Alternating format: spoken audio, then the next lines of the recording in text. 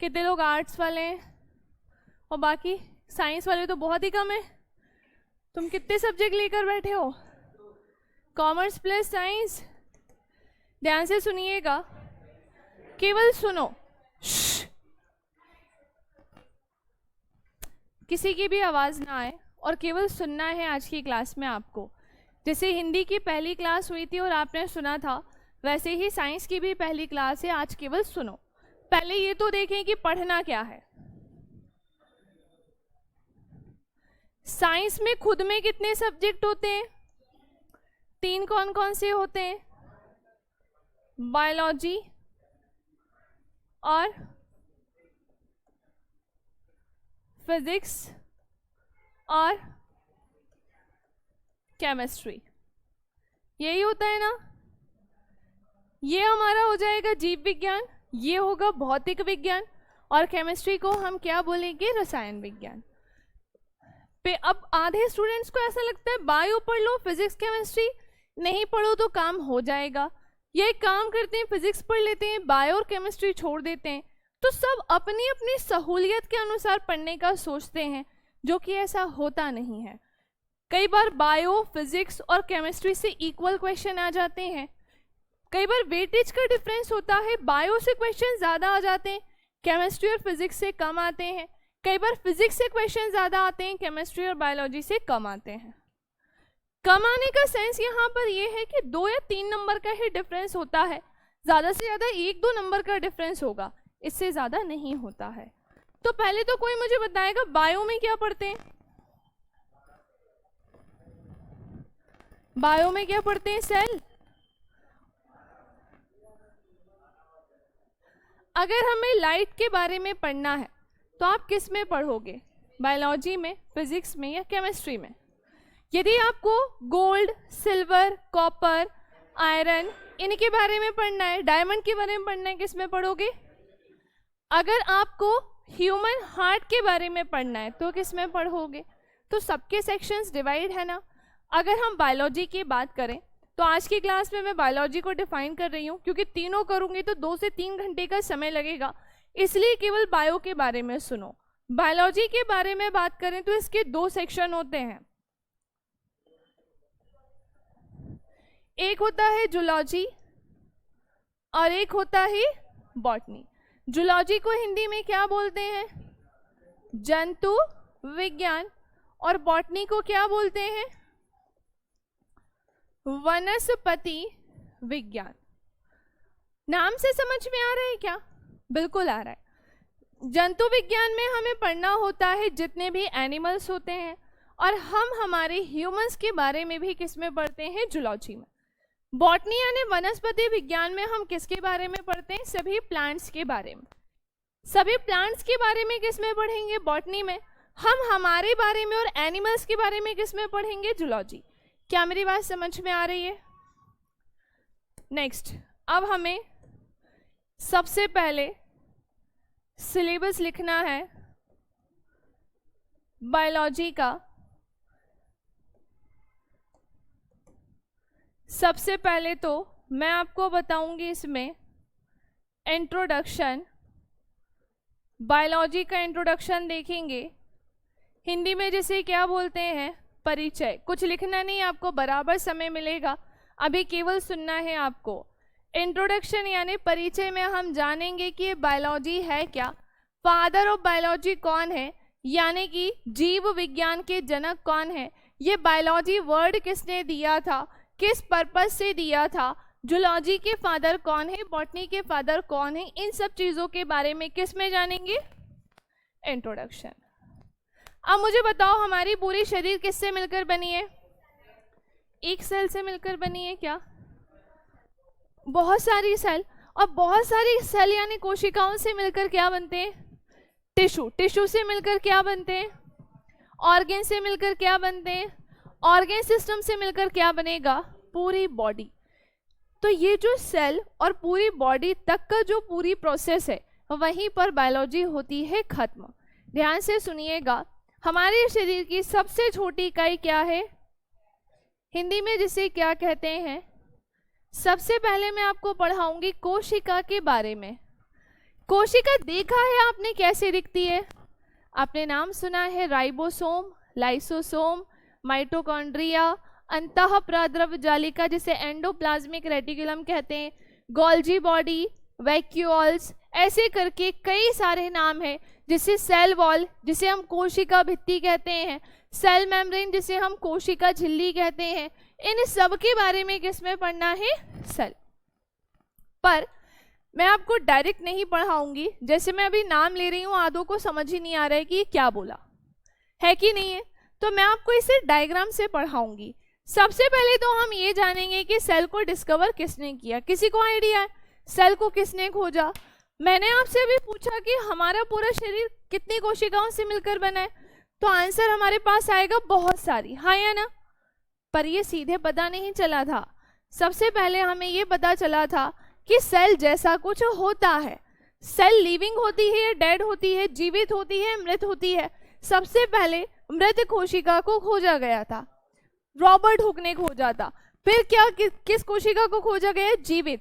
फिर ऐसे करके धीरे धीरे करके हमें अपने शरीर में जो कोशिका है उसके बारे में पता चलता गया। तो वो हम पूरी प्रोसेस किस में पढ़ेंगे? सेल के टॉपिक में। क्या मेरी बात समझ में आई? 3rd नंबर पे आइएगा, टिश्यू। हिंदी में जिसे क्या बोलते हैं? ऊतक। कितने प्रकार के होते हैं? साइंस पढ़ी ना तुम लोगों ने? आंसर दो।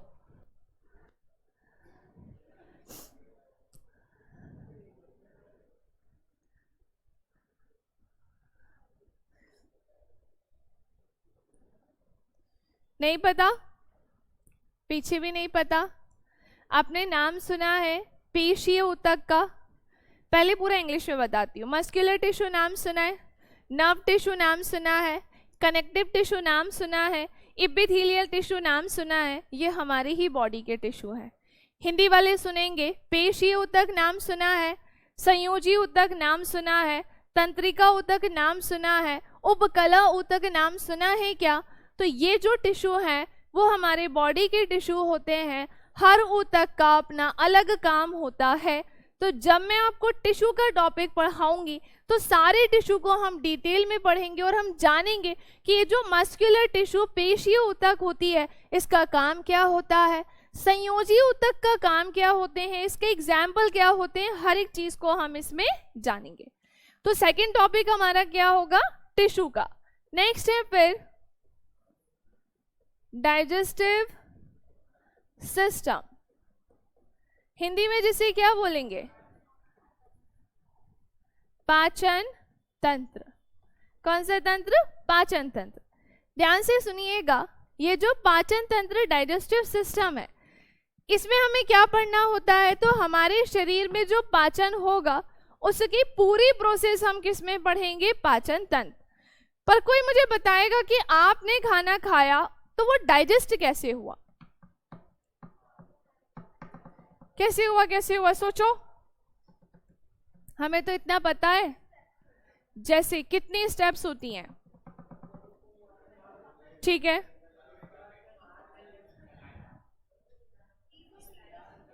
सुनो सुनो, क्या है कि मेरे अंदर जो टैलेंट है ना वो एक व्यक्ति की बात समझने का है, सबका नहीं है। वो आपस में बतिया रहे। बताओ बताओ। उसको भी नहीं पता, वो देखो हाथ मना कर रहा है। सबसे पहले हमारा फूड कहाँ पे रखते हैं हम? माउथ में, हाँ या ना? देखो डाइजेशन जो है ना वो 4 पार्ट में कंप्लीट होता है। कितने पार्ट में? सबसे पहले हमारा फूड कहाँ पे गया? माउथ में। फिर सेकंड नंबर पे फिर कहाँ पर जाएगा? बोलो, आहार नाल? नहीं, फिर जाएगा अमाशय में। आहार नाल से होता हुआ जाता है पर आहार नाल में पाचन नहीं होता है, इसलिए हम पढ़ते हैं दूसरे नंबर पर स्टमक, यानी कि अमाशय। तो सबसे पहले फूड कहाँ पे था? माउथ के बाद किस में गया? स्टमक के बाद जाएगा छोटी आंत में। किस में जाएगा? छोटी आंत बोले तो स्मॉल इंटेस्टाइन, सबके पास है ना? छोटी आंत के बाद खाना किस में जाएगा? लार्ज इंटेस्टाइन, जिसे हम क्या बोलते हैं? बड़ी आंत। आपका पूरा डाइजेशन ये 4 हिस्से में जाकर कंप्लीट होता है। मैंने ये जो 4 हिस्से नाम बोला है ये पूरी 3 से 4 घंटे की क्लास है। ऐसा नहीं है कि केवल इतना पढ़ना है कि मुख में खाना गया फिर अमाशय में गया, फिर छोटी आंत, फिर बड़ी आंत।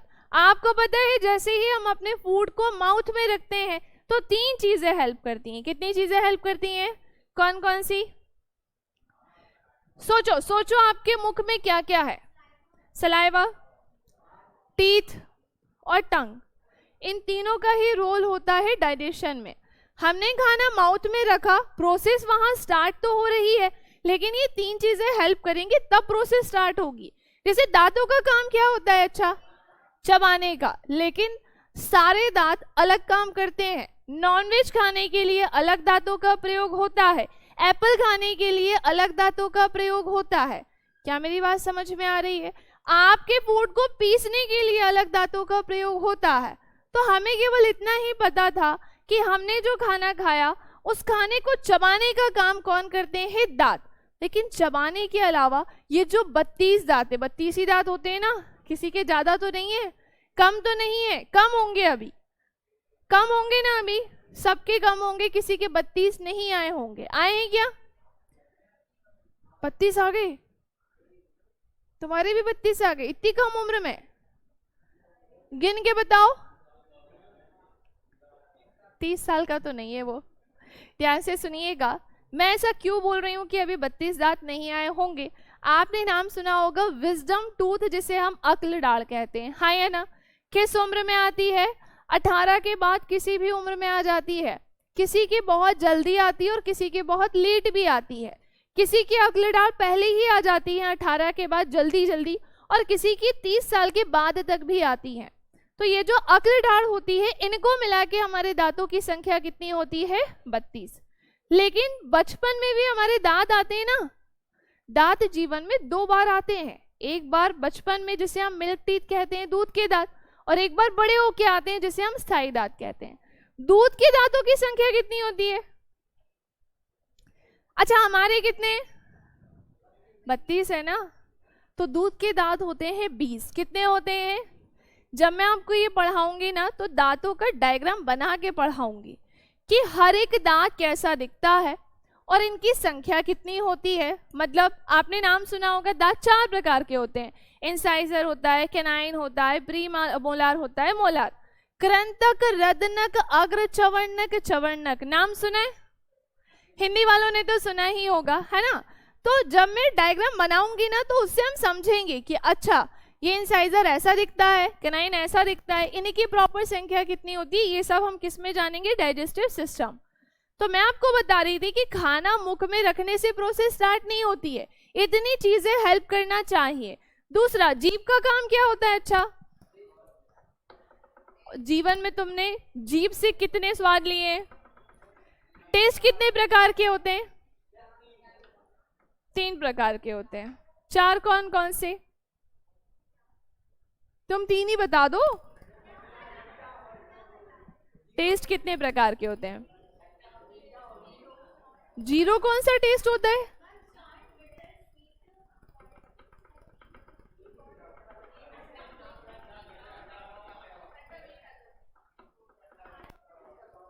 खट्टा, मीठा, कड़वा। Very good. अच्छा, एक बात बताओ, अब तो हो गया, अब तो मैंने जीभ बना दी।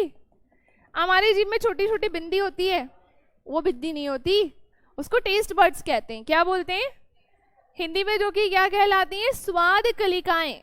क्या कहलाती हैं? स्वाद कलिकाएं। हजारों की संख्या में होती है, 10,000 के आसपास इसकी संख्या होती है। लाखों मत कर देना, हजारों के आसपास होती है। गिनने मत बैठ जाना, गिन ना पाओगे। बोर्ड पे देखो, जीभ का जो सबसे आगे वाला भाग है ना, इससे स्वीट का टेस्ट आता है, मतलब मीठे का। साइड वाला जो ये भाग है ना, सॉल्ट, सॉल्ट बोले तो नमकीन। इस वाले सेक्शन से सौर बोले तो खट्टा, और इस वाले सेक्शन से बिटर बोले तो कड़वे का टेस्ट आता है। टेस्ट 5 तरीके के होते हैं, पर काउंटिंग के आधार पर, काउंटिंग के बेस पर इसे 4 ही काउंट किया गया है, वैसे तो है 5। एक और टेस्ट होता है उमामी टेस्ट। नाम सुना है? पेपर में क्वेश्चन पूछा गया है एनटीपीसी के एग्जाम में कि उमामी टेस्ट पर्टिकुलरली किस में आता है, तो टमाटो में आता है। तो आधे लोगों का जो ये थिंकिंग थी कि टमाटर खट्टा होता है, तो मैं बता दूं टमाटर खट्टा नहीं होता है, उसमें खट्टे जैसा एक टेस्ट होता है जिसे हम उमामी कहते हैं। क्या कहते हैं? बीच वाले सेक्शन में उमामी टेस्ट आता है। समझ रहे हो? तो जैसे मैंने जीभ बना के बताई ना, वैसे ही हम दांत भी पढ़ेंगे और वैसे ही हम पूरा डाइजेस्टिव सिस्टम डायग्राम बना के पढ़ेंगे। क्लियर? तो खाना हमारे कहाँ पे गया? सबसे पहले माउथ, माउथ के बाद स्टमक के बाद फिर लार्ज इंटेस्टाइन। चलो नेक्स्ट, फिर मैं आपको पढ़ाऊंगी ब्लड सर्कुलेटरी सिस्टम, हिंदी में जिसे क्या बोलते हैं? रक्त परिसंचरण तंत्र। कौन सा तंत्र? रक्त परिसंचरण तंत्र। आपने दो चीजें सुनी होंगी, ब्लड को या तो प्यूरिफाई किया जाता है या तो फिल्टर, है ना? रक्त को या तो छाना जाता है या तो शुद्ध किया जाता है। दोनों ही प्रोसेस में जमीन और आसमान का अंतर है, क्योंकि प्यूरिफिकेशन लंग्स के द्वारा होता है और फिल्टरेशन छानने की प्रोसेस किडनी में होती है। अब किडनी भी नहीं करती है, किडनी में नेफ्रॉन होते हैं, वो करते हैं। नेफ्रॉन में भी होता है ग्लोमेरुलस, हिंदी में जिसे हम केशिका गुच्छ कहते हैं, तो उसके द्वारा ब्लड को फिल्टर यानी छाना जाता है। खैर, ब्लड सर्कुलेटरी सिस्टम में हम हार्ट का डायग्राम बना के देखेंगे और हम जानेंगे कि पूरे बॉडी में ब्लड का सर्कुलेशन होता कैसे है। आपने सुना होगा हमारे हार्ट में कुछ चैम्बर्स होते हैं, हाँ या ना? कुछ कक्ष होते हैं। कितने होते हैं? 4। आपने नाम सुना होगा ऑरिकल वेंट्रिकल का, आलिंद और निलय जिसे हम कहते हैं, हाँ या ना? आपने नाम सुना होगा वेन्स और आर्टरी का, शिरा और धमनी जिसे कहते हैं।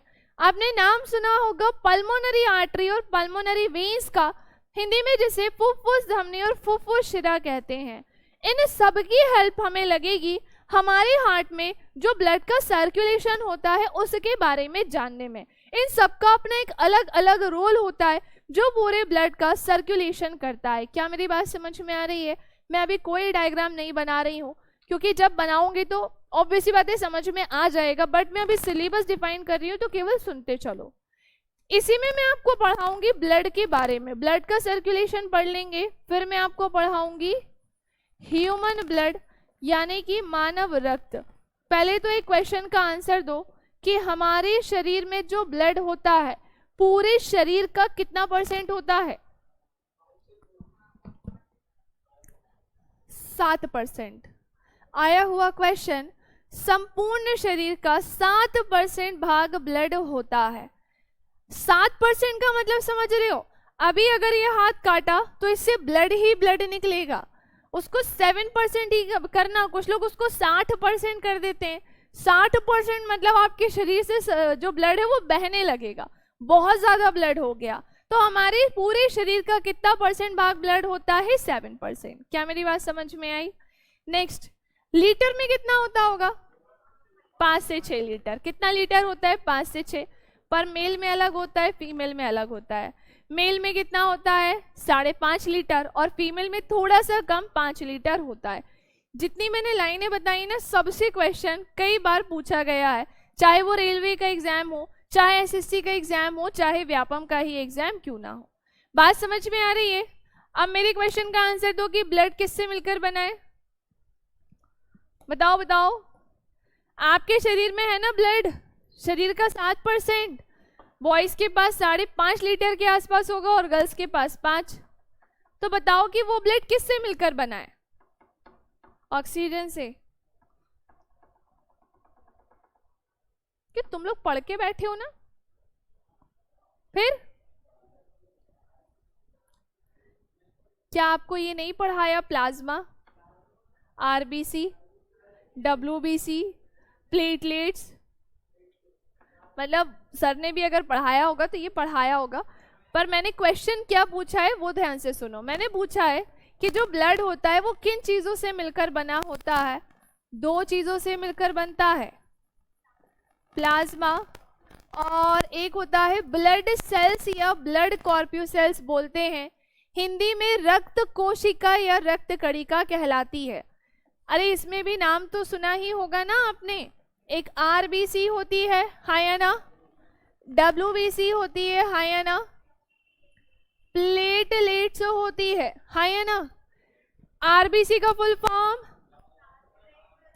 रेड ब्लड कॉर्प्यूसेल्स या रेड ब्लड सेल्स, हिंदी में क्या बोलेंगे, लाल रक्त कणिका।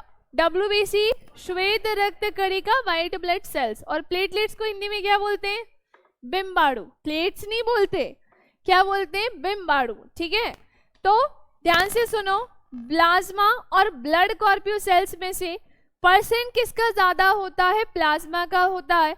आपको पता है हमारे पूरे ब्लड में 60 to 65% प्लाज्मा पाया जाता है, 60 से 65% प्लाज्मा पाया जाता है, और 35 से 40% क्या होती है, रक्त कोशिकाएं। क्या बात समझ में आ रही है।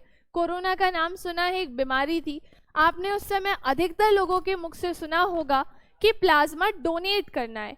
कभी आपने सुना कि आरबीसी डोनेट करनी है, कभी आपने सुना डब्ल्यूबीसी डोनेट करनी है, नहीं। आरबीसी हमारे पूरे बॉडी में O2 को ट्रांसपोर्ट करती है, डब्ल्यूबीसी हमारे पूरे बॉडी में एंटीबॉडी का फॉर्मेशन करती है, और प्लेटलेट्स हमारे पूरे बॉडी में ब्लड क्लॉटिंग करती है, रक्त का थक्का जमाती है। क्या मेरी बात समझ में आ रही है। तो ये हम पढ़ेंगे ब्लड के टॉपिक में, और भी डिटेल में आरबीसी, डब्ल्यूबीसी, प्लेटलेट्स और प्लाज्मा का काम भी जानेंगे। इसी में मैं आपको पढ़ाऊंगी ब्लड ग्रुप कितने होते हैं, कौन कौन से, ए बी और ओ। क्या बात समझ में आई। ब्लड ग्रुप नेगेटिव भी होता है क्या, लेकिन जब सबसे पहले ब्लड ग्रुप को डिस्कवर किया गया था तब ब्लड ग्रुप नेगेटिव होता है ऐसा कुछ भी पता नहीं चला था, तब पूरा ब्लड ग्रुप पॉजिटिव ही था। और हमें जब हम जब ब्लड ग्रुप पढ़ेंगे तो पहले पूरा पॉजिटिव सेक्शन पढ़ेंगे, फिर हम देखेंगे एक रेसिस मंकी, आरिश फैक्टर का नाम सुना है ना, जिसमें पता चला था ब्लड ग्रुप नेगेटिव जैसा भी कुछ होता है। रेसिस मंकी में रिसर्च की गई थी जिसके थ्रू पता चला था, तो वहां से हम जानेंगे ब्लड ग्रुप नेगेटिव होता है। हर केसेस में आपको बताऊंगी कौन किससे ब्लड दे सकता है, कौन किससे ब्लड ले सकता है। हस्बैंड वाइफ वाले केसेस से भी एग्जाम में क्वेश्चन आते हैं, तो वो भी हम किस में जानेंगे, ब्लड ग्रुप। सबको इतना समझ में आ गया क्या पढ़ना है, कैसे पढ़ना है, सर के ऊपर से तो नहीं जा रहे। नेक्स्ट,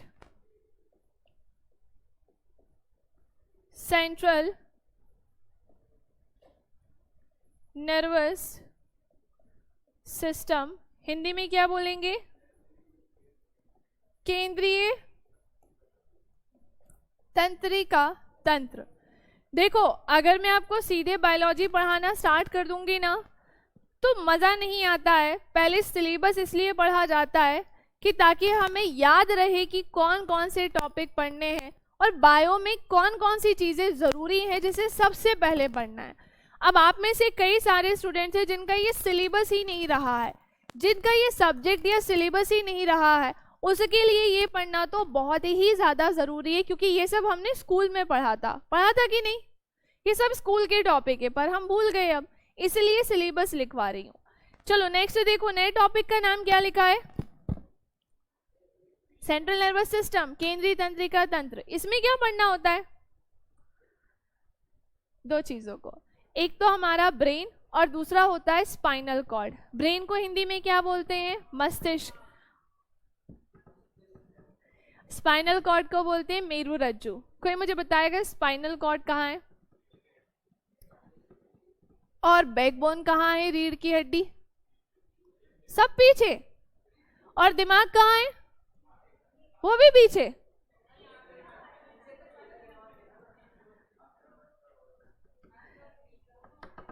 ध्यान से सुनो, ये वाला जो सेक्शन है ना, यहां से लेके हिप के ठीक ऊपर तक होती है स्पाइनल कॉर्ड।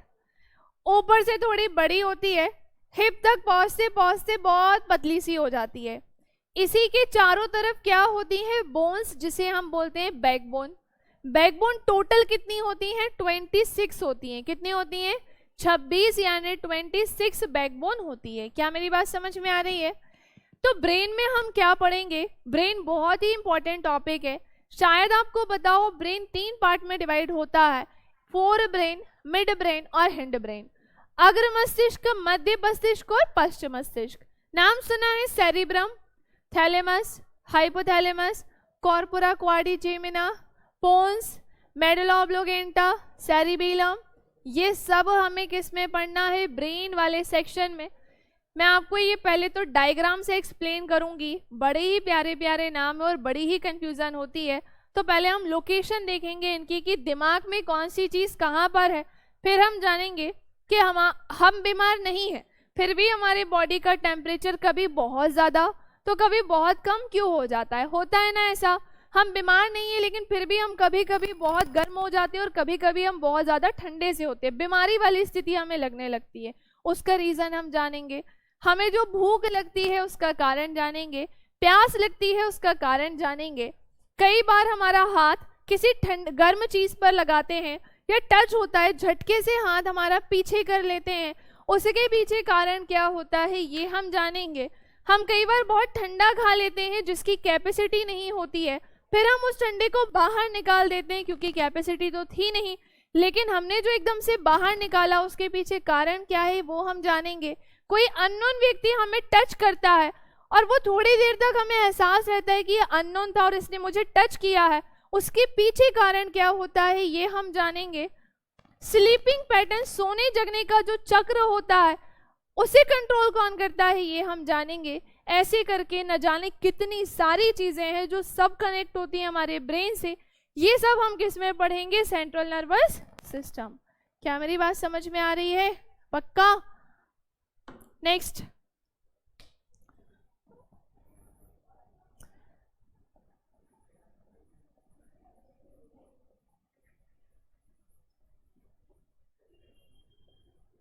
रेस्पिरेटरी सिस्टम में क्या पढ़ना है? अरे ये तो हिंदी में हो गया, पढ़ेंगे क्या इसमें? बोलो बोलो। रेस्पिरेशन बोले तो सांस लेना, हाँ या ना? रेस्पिरेटरी सिस्टम में सांस लेने और छोड़ने की प्रोसेस के बारे में हम जानेंगे। तो पहले क्वेश्चन का आंसर दो कि कहाँ से सांस लेते हैं आप लोग? नोज से नहीं लेते, माउथ से नहीं लेते, लंग्स से नहीं लेते, हो सकता है कुछ लोग किडनी से भी लेते हो, एक्सेप्शन। तो सबको आंसर देना है, दोगे ना?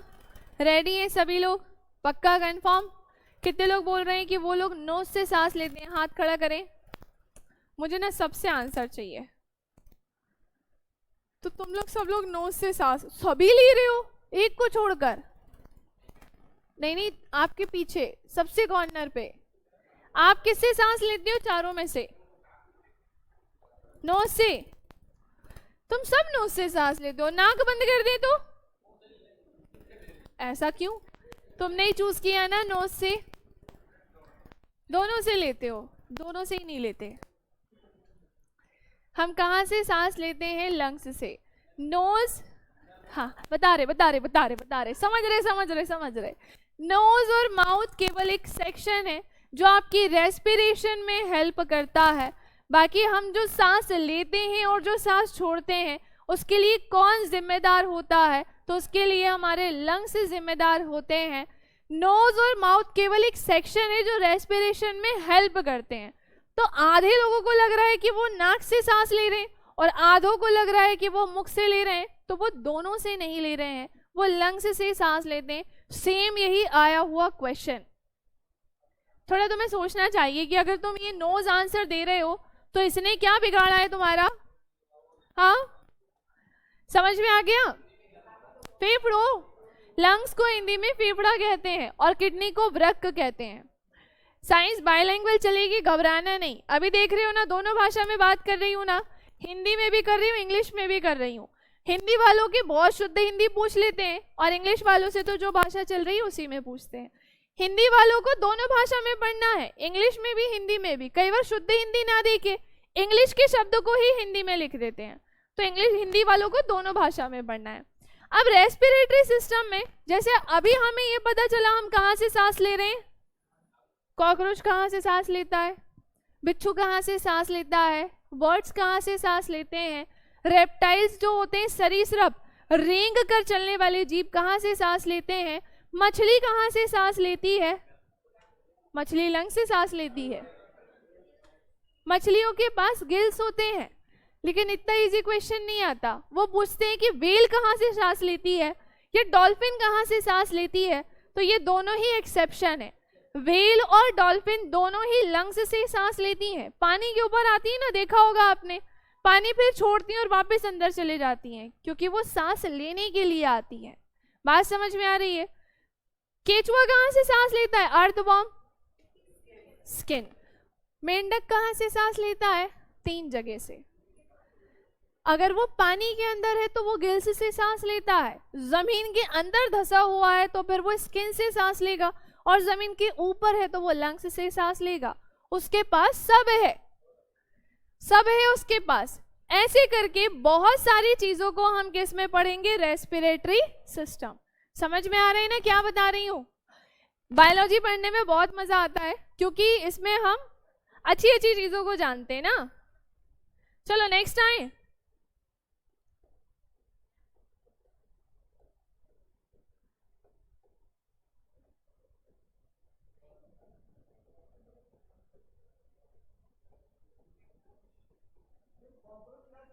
ट्रैकिया। ट्रैकिया कहाँ होता है?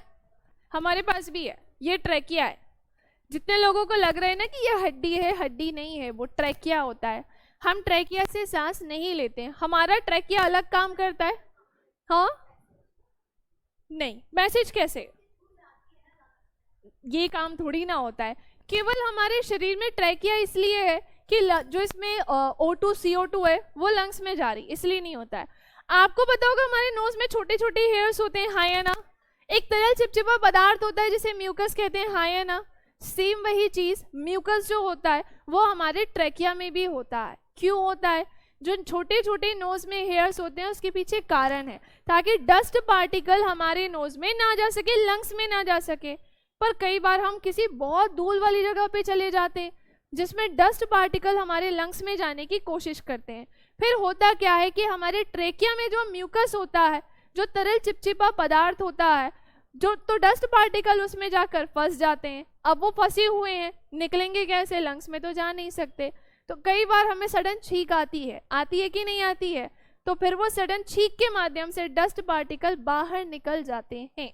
ये काम किसका होता है? ट्रैकिया का। कॉकरोच के पास नहीं होता, कॉकरोच केवल रेस्पिरेशन के लिए उसका यूज करता है। बुक लंग्स जो होते हैं वो स्कॉर्पियन में होते हैं। जैसे बिच्छू कहाँ से सांस लेता है? तो वो बुक लंग से लेता है। जैसे हमारी बॉडी से यूरिया निकलता है, हाँ या ना? लेकिन सबके बॉडी से थोड़ी ना यूरिया निकलता है। अगर मैंने बोला स्पाइडर, स्पाइडर यानी मकड़ी, उससे भी तो कुछ वेस्ट प्रोडक्ट लिक्विड के फॉर्म में निकलता होगा, उससे ग्वानो निकलता है। तो ऐसे ही सारी चीजों में अलग होता है। बिच्छू कहाँ से सांस लेते हैं? बुक लंग से लेते हैं। कॉकरोच कहाँ से लेता है? ट्रैकिया से लेता है। और बाकी सबका थोड़ा थोड़ा अभी बताया मैंने कि जैसे केचुआ है तो वो स्किन से सांस लेगा, रेप्टाइल्स है तो वो अलग जगह से सांस लेंगे। तो ये अलग अलग चलता है। मानव की जैसी शरीर थोड़ी ना सबकी है। ट्रैकिया का काम समझ में आ गया ना हमारे वाले? नेक्स्ट। अच्छा हाँ, एक्सक्रीटरी सिस्टम। एक बात बताओ, डाइजेस्टिव सिस्टम में वेस्ट प्रोडक्ट बाहर निकलता है, हाँ या ना? लेकिन ये सॉलिड के फॉर्म में निकलता है। लिक्विड के फॉर्म में जो वेस्ट प्रोडक्ट निकलता है उसे क्या बोलते हैं? यूरिन यानी कि यूरिया। यही बाहर निकलता है ना? तो क्या सबके द्वारा यूरिया निकलता है क्या? नहीं। अगर मैं फिश की बात करूं तो उसके द्वारा यूरिया नहीं निकलता है। अगर मैं छिपकली की बात करूं तो उसके द्वारा यूरिया नहीं निकलता है। हर जीव के द्वारा अलग अलग चीजें निकलती हैं, जिसे हम किस में पढ़ेंगे? Excretory system. एक चीज और, रेस्पिरेटरी सिस्टम में मैं आपको लंग्स का डायग्राम बना के हमें पढ़ना होगा कि नोज से लेकर लंग्स के नीचे डायफ्राम होते हैं, वहां तक का जो पूरा सेक्शन है वो काम क्या करता है। सब चीजें डायग्राम से पढ़नी है। एक्सक्रीटरी सिस्टम में हम यूरिया के बारे में पढ़ेंगे मेनली। वैसे तो मैं छोटा छोटा सब पढ़ाऊंगी कि दूसरे जीवों के द्वारा क्या निकलता है, बॉडी के वो सारे ऑर्गन जानेंगे जिससे कुछ ना कुछ निकलता है। फिर हम पढ़ेंगे स्ट्रक्चर ऑफ किडनी यानी वृक्क की संरचना। यूरिया का निर्माण किडनी करती है क्या? पक्का? सोचो, यूरिया का निर्माण कौन करता है?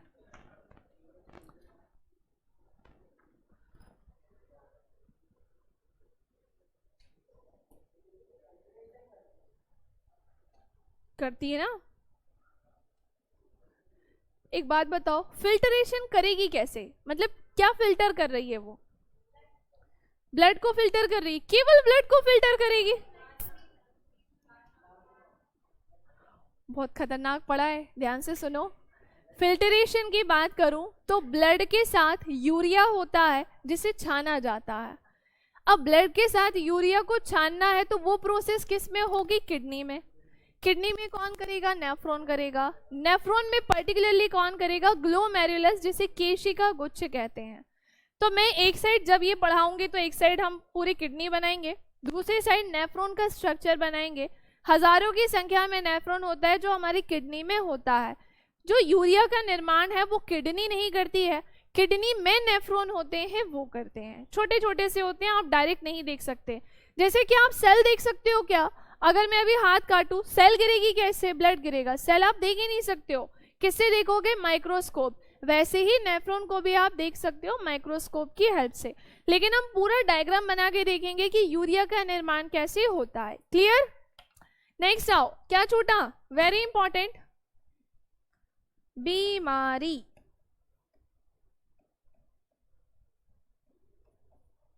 डिसीज बोले तो, बीमारी बोले तो, बीमारी बोले तो बुखार। ध्यान से सुनिएगा, ये जो डिसीज होती हैं, यहाँ हम वो डिसीज नहीं पढ़ेंगे कि बुखार एक बीमारी है, सर्दी खांसी एक बीमारी है।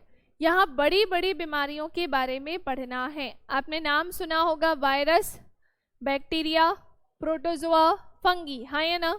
आपने नाम सुना होगा हिंदी वालों, विषाणु, जीवाणु, परजीवी और फफूंद, हाँ या ना? इनसे होने वाली बीमारियों को पढ़ना है। इसी में पढ़ना है? अभी लिखने तो दो, अभी बहुत टॉपिक्स हैं। रिप्रोडक्शन यानी प्रजनन तंत्र होता है, नहीं अलग क्यों होता है? बायोलॉजी में ही आता है। मेल, हाँ टॉपिक अलग है, वो इसमें थोड़ी आएगा। रिप्रोडक्शन मेल अलग होता है, फीमेल अलग होता है, वो एक अलग टॉपिक है जिससे क्वेश्चन आते, पढ़ाऊंगी वो भी। ध्यान से सुनो, क्या लिख रही थी मैं भूल गई। अरे लिख तो दी, बीमारी, डिसीज आ गया याद। ध्यान से सुनिएगा, तो ये जो बीमारियां होती है ना, मैं स्टार बनाने जा रही थी। स्टार इसलिए बना रही हूँ, आप लोग जो कभी पूछते हो ना कि मैम साइंस में वो टॉपिक बताइए जिससे क्वेश्चन आता ही आता है, उनमें से एक टॉपिक है बीमारी। आप दुनिया का कोई भी पेपर देने चले जाओ, चाहे एसएससी दो, चाहे सीजीएल दो, चाहे सीएचएसएल दो, चाहे एमटीएस दो, चाहे व्यापम का कोई भी पेपर क्यों ना दो, डिसीज से, साइंस आ रही है तो डिसीज से एक क्वेश्चन तो मिलेगा ही मिलेगा। अब एक से ज्यादा भी आ सकते हैं पर फिर भी एक तो मिलेगा ही मिलेगा। ये वो वाला टॉपिक है। क्वेश्चन कैसे आते हैं तो ध्यान से सुनिएगा। जैसे क्वेश्चन है रेबीज, नाम सुना है? क्या है रेबीज?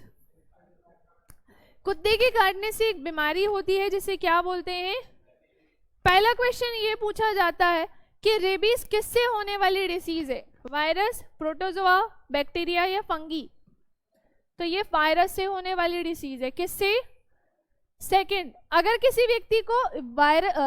व्यक्ति को रेबीज हुआ है तो वो उसके बॉडी के किस ऑर्गन को अफेक्ट करा होगा? तो सेकंड क्वेश्चन क्या पूछा जाता है? Affected organ. हिंदी में क्या बोलेंगे? प्रभावित अंग। समझ रहे हो? तीसरा क्वेश्चन ये पूछा जाता है कि अगर ये वायरस से हुआ है तो उस वायरस का नाम क्या है? और चौथा क्वेश्चन पूछा जाता है कि उसके सिम्टम यानी कि लक्षण क्या है। क्या मेरी बात समझ में आई? तो किसी को पता है कि रेबीज वायरस से होता है, ये तो पता है। किस वायरस से होता है? रेब्डो वायरस से होता है। किससे होता है? रेब्डो। ये शरीर के किस अंग को प्रभावित करता है? किसी को जो नहीं पता है ना, वो सबसे पीछे सिम्टम सुनो। यदि किसी व्यक्ति को रेबीज है, कुत्ते से काटने की एक डिसीज होती है, जिसके लक्षण ये होते हैं कि जो इंसान होता है वो डॉगी जैसी हरकत करता है, उसी की तरह भोगना, उसी की तरह लार गिराना, उसी की तरह पागल हो जाना, ये काम कौन करने लगता है? इंसान। अब एक इंसान एक डॉगी की नकल करेगा तो उसके बॉडी के किस ऑर्गन को अफेक्ट किया गया होगा? ऑब्वियस सी बात है, ब्रेन। समझ रहे हो ना?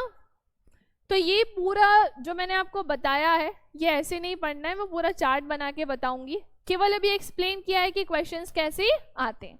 समझ में आ गया? अरे बोलो।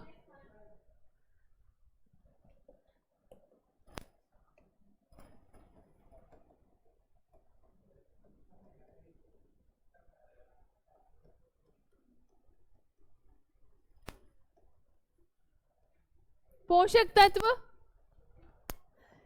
दो तरीके से पढ़ना है, कुछ डायरेक्ट नहीं पढ़ाऊंगी। ये दो प्रकार के होते हैं, एक ऑर्गेनिक होता है और दूसरा इनऑर्गेनिक। कार्बनिक होता है और एक अकार्बनिक होता है। कार्बोहाइड्रेट, फैट, विटामिन, प्रोटीन, नाम सुना है सबने। ये सब किस में पढ़ना है? न्यूट्रिशंस। इसमें भी स्टार कर लेना, इसमें विटामिन से ढेर क्वेश्चन बनते हैं, है ना? इसमें विटामिन से ढेर क्वेश्चन बनते हैं, तो न्यूट्रिशन वाला भी टॉपिक हम पढ़ेंगे। याद दिलाओ क्या क्या छूटा है। रिप्रोडक्शन भी लिखी लो, हिंदी में क्या बोलेंगे? प्रजनन। बताओ क्या छूटा? क्या? ग्लैंड्स, एंडोक्राइन ग्लैंड, सीधे ग्लैंड्स लिख रही हूं। हिंदी में जिसे क्या कहते हैं? ग्रंथि। आपने नाम सुना होगा, एक एक्सोक्राइन ग्लैंड होती है, एंडोक्राइन होती है और एक मिक्स्ड ग्लैंड भी होती है। बहिर्स्रावी ग्रंथि, अंतःस्रावी ग्रंथि और मिश्रित ग्रंथि, इन तीनों को हम ग्लैंड्स में पढ़ेंगे। और कोई टॉपिक बताओ?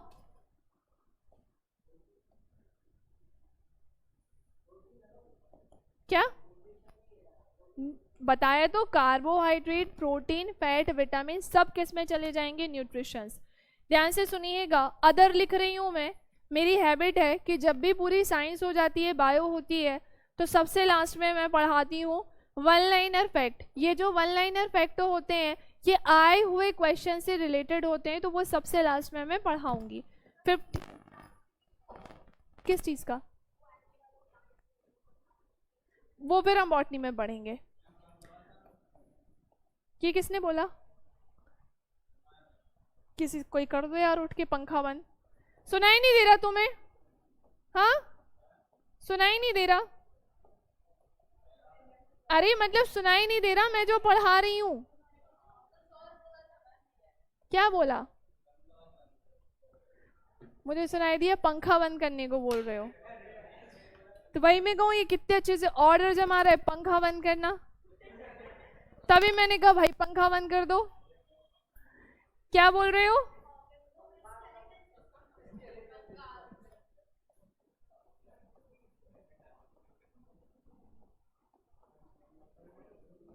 हिंदी में क्या बोलते हैं?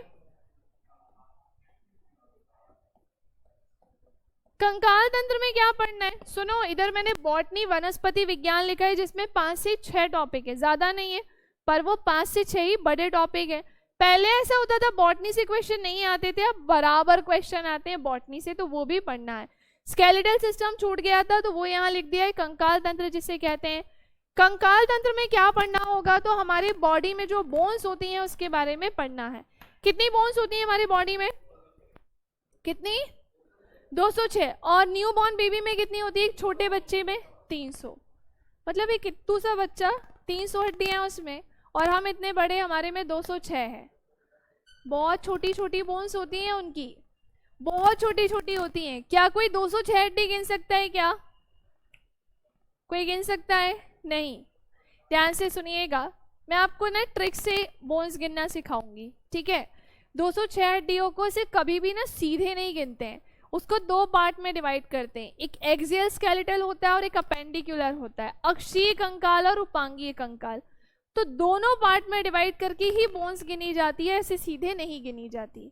अच्छा, हाथ में कितनी बोन्स होती हैं? आपके पास 2 मिनट है, हाथ में ऐसे ऐसे करके गिनो और बताओ कितनी हड्डियां हैं।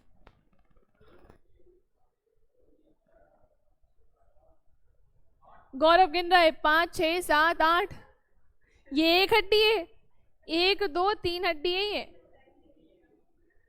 गिन लो 16। और कोई 13 21 किसने गिनी? तुमने। ध्यान से सुनिएगा, हमारी एक हाथ में 30 हड्डी होती है। कितनी होती है? इसमें 30 है, इसमें 30 है। हाथ में 60 हड्डियां हो गई कि नहीं? जैसे एक हाथ में 30 होती है वैसे एक पैर में भी 30 होती है। फिर दोनों पैर में कितनी होगी? 120 हड्डी तो यही हो गई। गिन के बताऊं? गिनना चाहते हो? हाथ का ये वाला सेक्शन बताओ कितनी हड्डी है? केवल एक। इसे बोलते हैं ह्यूमेरस। क्या बोलते हैं? आप केवल गिनोगे, मैं नाम सहित बताती हूँ। इसे क्या बोलते हैं? ह्यूमेरस। आधे लोगों को तो ये लगता है कि इनके बीच में भी कोई हड्डी है। एक बोन दूसरे बोन से ये जो अटैच है ना, ये तीसरी बोन से अटैच नहीं है। इनके बीच में कोई तीसरी हड्डी नहीं है। हड्डियों को हड्डियों से जोड़ने का काम करता है लिगामेंट। कौन करता है? सबने सुना तो होगा ही, है ना? तो ये क्या थी? एक हड्डी। क्या बोलते हैं? ह्यूमेरस। क्या बोलेंगे? थोड़ा सा आगे आओ। इस वाले सेक्शन में 2 हड्डी होती हैं। कितनी होती हैं? Radius ulna. क्या बोलते हैं? फिर से बोलो। सबसे पहले क्या थी? देखो बोलना पड़ेगा बायो में, हम मुंह बंद करके नहीं रह सकते। बोलो क्या है? ये कितनी थी? 1। ये कितनी है? इसे क्या बोलते हैं? बोलो कलाई, बोलो रिस्ट। बायो में नहीं चलता ये सब। बायो में इसे बोलते हैं कार्पल्स। क्या बोलते हैं? क्या बोलते हैं? हिंदी मत पूछना, इसकी हिंदी नहीं पता मुझको, है ना? क्या बोलते हैं इसको? कार्पल्स। ये क्या था? ह्यूमेरस। ये क्या था? Radius ulna. ये था कार्पल्स। ये 1 थी, ये 2 थी, ये 8 होती है। आप नहीं गिन सकते हो इसे। गलती से कोशिश मत करना। क्या करोगे? कैसे गिनोगे? बहुत छोटी छोटी होती है, ऐसे डायरेक्ट नहीं गिन सकते। समझ रहे हो? ये 1 हो गई, ये 2 हो गई और ये 8 हो गई। क्या बोला इसे?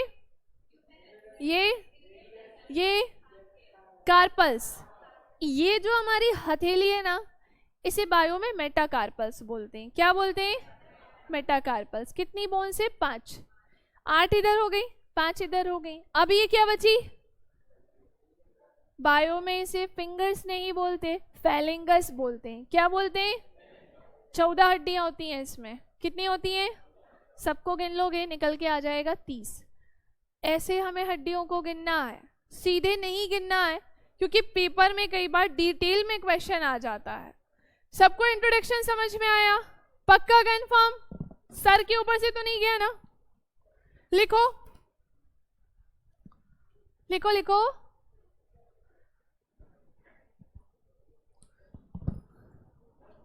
बोलो। कहाँ? छोटी छोटी होती हैं, 1 2 3 1 2 3 ऐसे करके। तुम पता है क्या कर रहे हो? तुम एक एक गिन रहे हो। इसमें भी 3 होती हैं। अच्छा 3, 1 मिनट 3 3 6 6 3 सही तो है। वो क्या कर रहा था शुरू में? 1 2 3। अगर ये पूरी 1 है तो ये मुड़ी कैसे? अगर ये पूरी, जैसे ये हिस्सा मुड़ सकता है क्या? ये मुड़ा तो फिर हम भी गए काम से, है ना? ये मुड़ रही है, इसका मतलब इसमें बोन्स है, छोटी छोटी बोन्स है।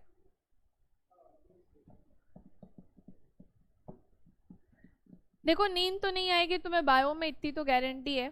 फिजिक्स में भी नहीं आएगी, केमिस्ट्री में थोड़ी आ सकती है। फिजिक्स में नहीं आएगी। आधे लोगों को पता नहीं क्यों लगता है उसमें फॉर्मूले ही हैं। ये डिपेंड करता है हम एग्जाम कौन सा दे रहे हैं। फॉर्मूले के अलावा भी बहुत कुछ पढ़ना है। धीरे से फॉर्मूला पढ़ लेंगे, याद हो जाएगा। ओ हमारे फोटोग्राफर्स, लिखो इसको। मैंने पढ़ाया कि पीडीएफ से फोटो खींच रहे हो, बड़े आए। काहे नहीं लाई कॉपी? लिखो सारे के सारे, मैं अब भी चेक करने आ रही हूँ। रुको तुम लोग। और सुन लो, तुमसे डायग्राम कितना ही गंदा क्यों ना बनता हो, तुम्हें वो भी बनाना है क्लास में।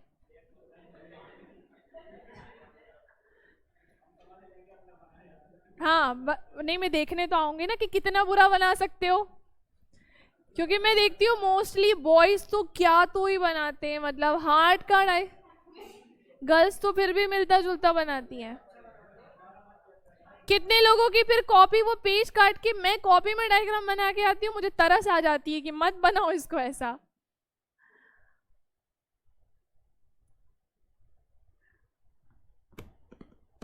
टाइम हो गया? कितना टाइम हो रहा है? अच्छा, तुम्हारे तो यही सामने ही घड़ी है, गलत जगह लगी है, बताइए। मैं चेंज करवाऊंगी, आज ही चेंज करवाऊंगी। अब दूसरी बार बोल रही हूँ, क्योंकि आधे लोगों का ध्यान वहां पर रहता है।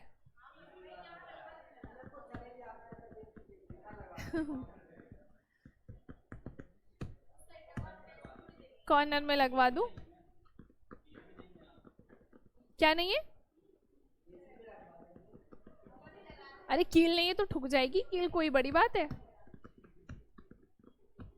चलो नेक्स्ट क्लास में अब जब मिलेंगे ना, तो इसको पूरा बेसिक से पढ़ेंगे, एक एक टॉपिक। पहले पूरा इंट्रोडक्शन देखेंगे, बायोलॉजी शब्द का मीनिंग क्या है, किसने दिया ये बायोलॉजी वर्ड? मैंने बोला है कि वर्ड किसने दिया है, लेमार्क और ट्रेविरिनस ने दिया है। किसने दिया?